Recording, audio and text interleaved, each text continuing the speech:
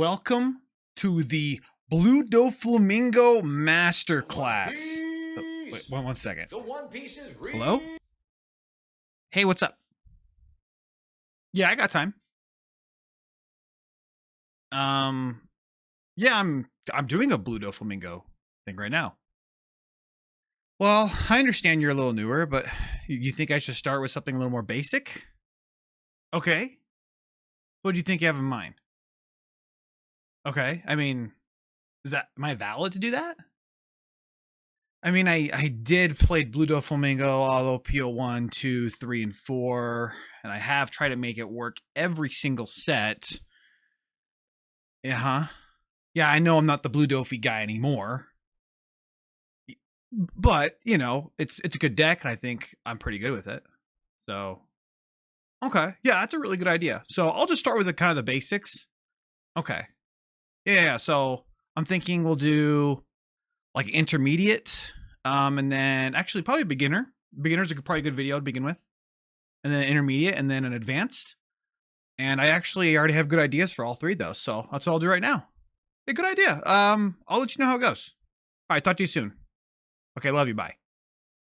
It's a great day here at Kekfilet's YouTube channel. I am the Kekfilet, and today I'm bringing you the One Piece beginner tutorial for Blue Doflamingo. Everything you guys need to know. And I want to first introduce myself. I am Sage, the Kekfilet, and Blue Dofi has always been a deck I've played since OP01. And there's kind of a journey, there's a story along with that. I have never really earned a serial card, but I always claim to be the best player who hasn't earned a serial. But here we are. I'm here to kind of dominate with Blue Dofi come this next set, and I want to give you the basics of the beginner, intermediate, and advanced portion of Blue Doflamingo in 3 separate videos. Today is going to be the beginner version, things you kind of need to know as a beginner, and I'm going to just start off going right into it. Before I start the video, I do put a lot of work into all these videos with all the prepping and the editing. So if you guys could leave a like and subscribe, I would really appreciate that. Without further ado, let's get into the go. So number one, if you're brand new to One Piece, as in haven't played a whole lot of games, I do suggest first watching this video. This is the How to Play One Piece official video. Take your time, watch that, know how the game is played in general, and then come back to this. Now that you're back from that video, we're going to go a little bit into the basics of Doflamingo and why people are playing him now. And I'm going to go over its strengths and its weaknesses. So the first strength about Blue Doflamingo in this whole deck is that it's actually very consistent. In One Piece, having non-games is actually a pretty big issue. But with Blue Doflamingo, a lot of your deck is essentially the same, and skill differencing your opponent is going to be playing the basics of One Piece. And that's what I really like about the strength of Doflamingo. I believe the weaknesses of Doflamingo is the fact that it's essentially not a amazing leader skill. It's kind of one-faceted. Your opponent can just control your board. And realistically, it's almost a little outdated. But the problem with Doflamingo before is that it wasn't consistent and the cards around it were not amazing. But now in 8.5 with the trial deck, essentially almost every single card is using it, making the deck absolutely extremely consistent and have a lot of high power level. Doflamingo in the past used to be surviving until you can play the best blue bodies, and a long time ago you couldn't remove a lot of the blue bodies like Mihawk. He was essentially irremovable until Red Rock, and it wasn't a very common thing. But once Sakazuki came to town, that just kind of shot down any chance to build a wide board. And from there was other evolutions where it was the best deck to play Blue Kaido in, because it can survive and have a healthy lead while just spamming out 10 drop Kaidos that just draw you a ton of cards, which is still kind of viable now. I want to give an analogy for how I do deck building now. And that is, don't half-ass 2 things, whole-ass 1 thing. If you have a deck that is okay at two things, but not really good at one thing, you're not really setting yourself apart to being better than an opponent's leader. And a lot of times people will just build a deck, but really put in too many techs, so it's okay into this or that. Have you ever heard that sometimes if you have such a good strength, it kind of overshadows your terrible weakness? Well, that's Blue Doflamingo. It has its own weaknesses, but the fact that its strength is so good being consistent and playing a wide board makes it difficult for opponents to really take advantage of that weakness if your strength is so good. And I want you guys to think about this when you're doing your deck building in general. We're going to look at the basic cards right now and then some options. With this is not a full build here, but I think this should be a mandatory for almost every single deck. You can probably take in or take out a few cards. I first want you guys to pull up Eggman Deck Builder on your own, and I want you to read through all the cards. That is beginner advice, reading what all the cards do. Once you pull up Eggman Deck Builder, I want you to go down to the description down below. Copy that whole list of cards on there, and I want you to go to this little settings up here. You're going to go to import and then paste that and import it so you can see all the cards, and I want you to read all of those. Go ahead and take some time to read those now. Hopefully either you know what these cards do or you're coming back after that.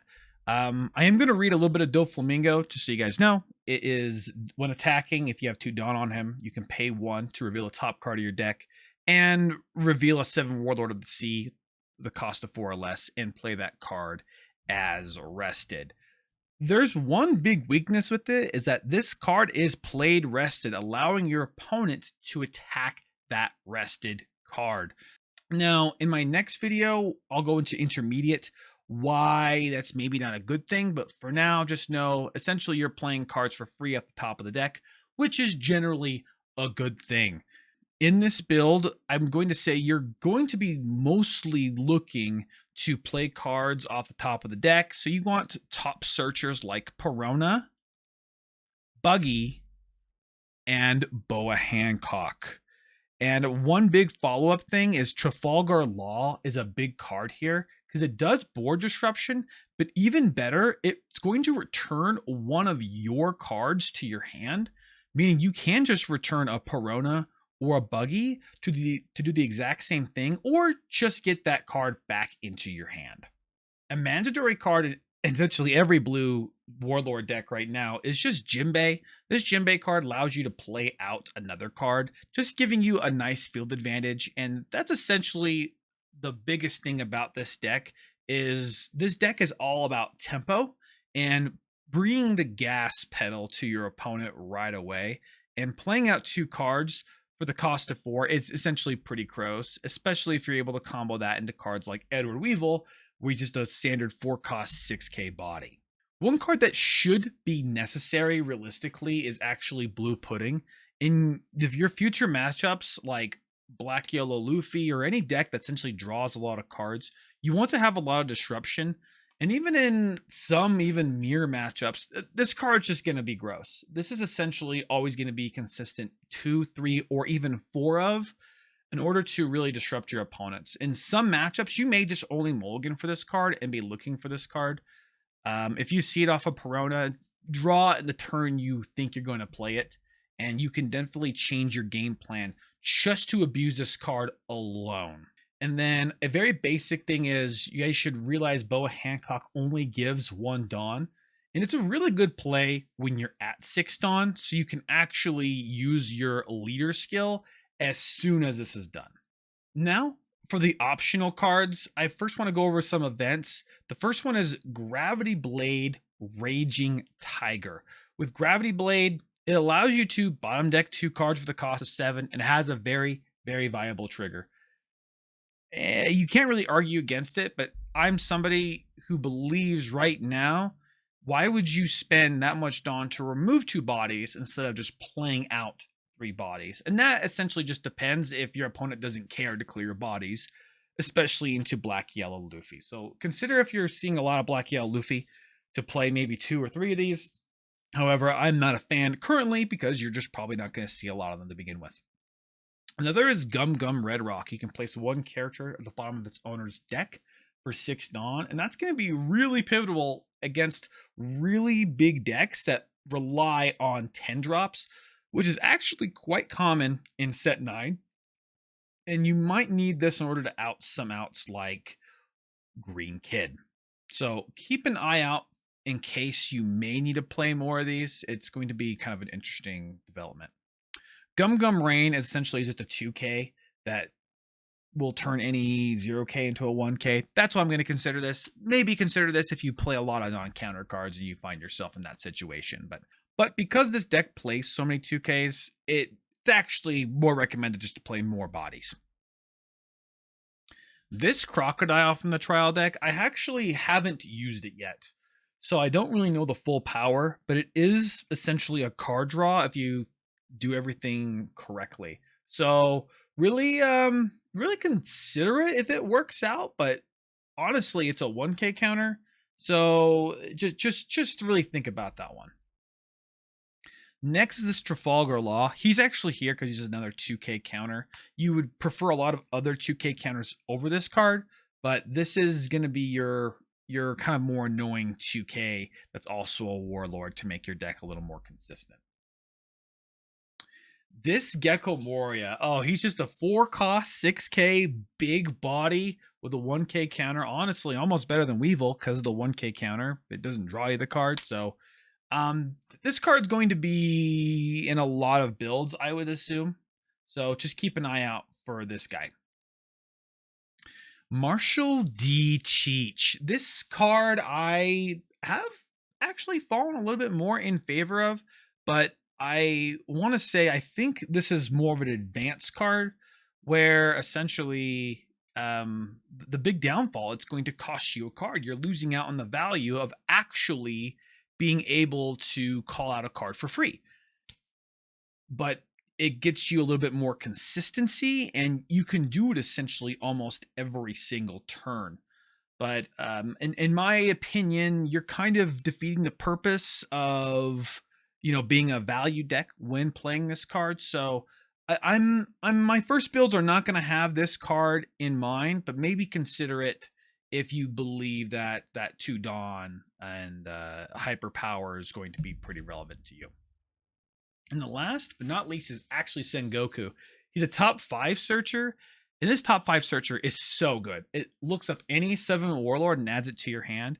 And in a deck that's already pretty consistent, it's going to make your games feel a whole lot better if you open this, so you don't have to mulligan really anything, because essentially you're just going to be looking for either this Boa Hancock or Blue Jinbe. If you open up one of these 2 cards, you're in a really, really good spot. That's what you're looking for.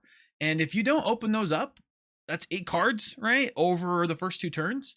You're actually not really doing a whole lot. And that's why I like Sengoku.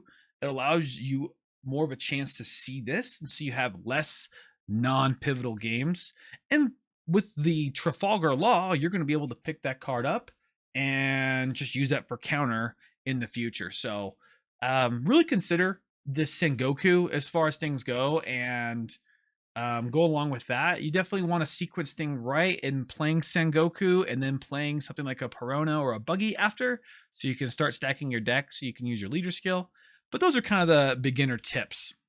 Now, a big pivotal question when you first start the game is what you're looking to mulligan for. And realistically, what you're looking to mulligan for, again, is either Sengoku. That's going to find you, hopefully, your other cards. You have other combinations. And also this Boa Hancock, which might be more important, but really good, is this Jinbe into Edward Weevil. Really take a moment every time you mulligan to see if you kind of have those. Obviously, cards like Perona and Buggy are going to be really, really big in order to start searching the top of your deck, so you can find those cards as well. So you could consider keeping those as well. On top of that, your Charlotte Pudding might be necessary for some matchups where you think you kind of need that in there, but I would never take a deck just because of Charlotte Pudding. You have a lot of ways of finding Charlotte Pudding with things like Buggies, Peronas, Boa Hancocks that lets you eventually search through your deck. Now, first or second, this deck can actually go both, but I'm going to tell you strictly, choose to go second. Going second is so much better. You guys are going to be so upset on losing dice rolls this format, especially in the mirror, because I think that matters way too much. Now, in the intermediate and advanced, I'm going to be talking a lot more about those sort of plays, what to do when going first. But when going second, you're just looking for that on curve, play out a Jinbe, play out into any 4-cost, hopefully a Weevil, and then the next turn play out a Boa, use leader skill. Really, really insane combo. And that's sort of the beginnings of everything. I do want to say I'm going to be having a lot more things coming out tomorrow, talking about maybe even some more specific cards like 3-cost Doflamingo and Perfume Femur, which is going to be probably your ace in the hole most of the time. I'm going to leave a few deck lists down below that you guys can start with either on the sim. And really just keep in mind that this deck, it is very powerful, but there are a lot of ways to really mess it up. And that's the end of this first video. Stay tuned for my next video, which is essentially going to be the intermediate version of this, giving you those kind of tips. Make sure you guys like if you're liking the video. Subscribe if you want to see more. And I'll see you all in the next video. Ciao.